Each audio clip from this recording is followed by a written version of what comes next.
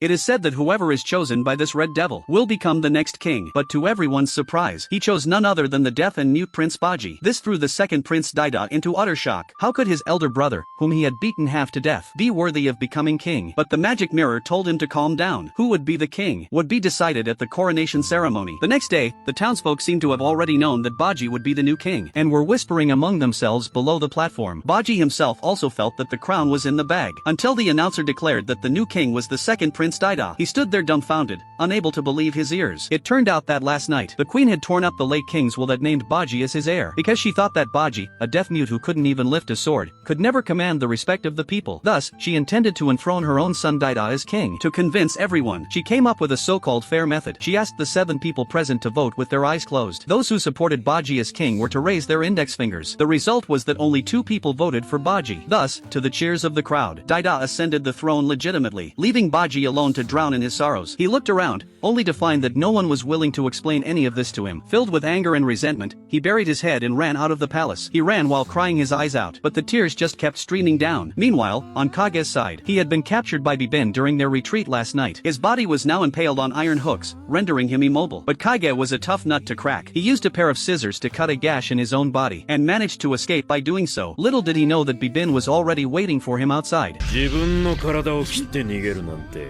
根性あるね。誰に頼まれて誰を殺しに来たんだ。答えなければ今度こそ。だから俺は殺しなんてやらねえんだって。俺はボッジの力になりたかっただけで。ボッジ様だと。